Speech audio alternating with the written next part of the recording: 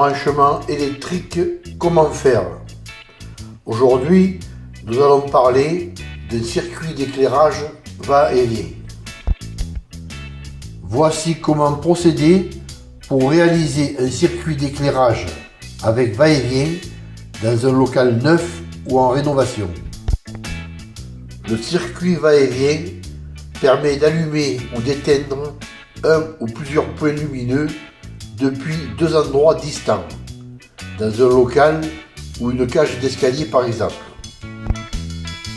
Que ce soit un circuit apparent ou encastré, évidemment la réalisation est identique. Ce qu'il faut savoir selon les normes 2017.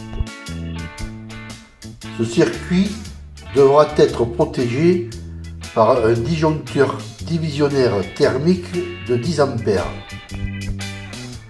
La section des conducteurs sera de 1,5 mm². Pour effectuer les branchements de ce circuit, nous utiliserons des conducteurs de couleur bleu, rouge, orange, violet, noir et vert et jaune. La ligne d'alimentation sera composée de 3 conducteurs, un rouge, un bleu, un vert et jaune.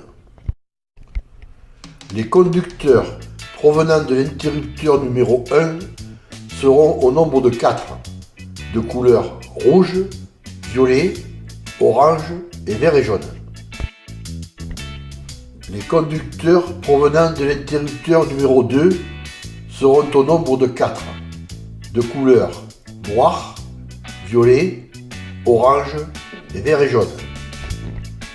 Les conducteurs provenant du point lumineux seront au nombre de 3, rouge, bleu, vert, jaune.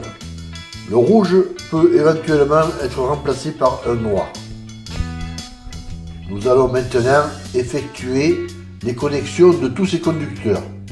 Pour cela, nous utiliserons des bornes automatiques, remplaçant avantageusement les barrettes de connexion appelées domino ou sucre. Nous commençons par relier le rouge provenant de la ligne d'alimentation et le rouge provenant de l'interrupteur numéro 1. Il est judicieux de prévoir sur les conducteurs de la ligne d'alimentation des bornes automatiques ayant un point de jonction vacant. On continue en connectant le conducteur orange provenant de l'interrupteur numéro 1 et le conducteur orange provenant de l'interrupteur numéro 2. Et nous créons ainsi la première navette. Ensuite, nous connectons le conducteur violet provenant de l'interrupteur numéro 1 avec le conducteur violet provenant de l'interrupteur numéro 2. Et nous créons ainsi la deuxième navette.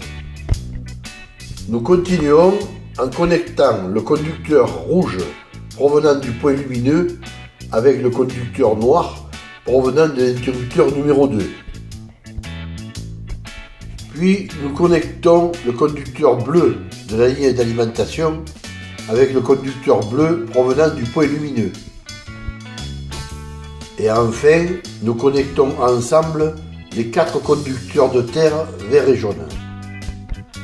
Bien que les conducteurs de terre ne servent à rien aux interrupteurs, ils sont obligatoires, probablement au cas où l'interrupteur comporterait des parties métalliques tactiles. Ayant pris soin de prévoir un plot vacant sur les bornes concernant les 3 conducteurs de la ligne d'alimentation, nous pourrons facilement, si nécessaire, brancher une autre ligne alimentant un ou plusieurs autres locaux, en tenant compte que l'on ne pourra pas solliciter l'ensemble de ces lignes au-delà de 2200 watts. Voilà, les connexions sont maintenant terminées. On replie tout dans la boîte de dérivation et on ferme. Il est judicieux de coller une étiquette à l'intérieur du couvercle pour y marquer la provenance des conduits. Cela facilite considérablement les dépannages. Pour le branchement des interrupteurs, Voici la procédure.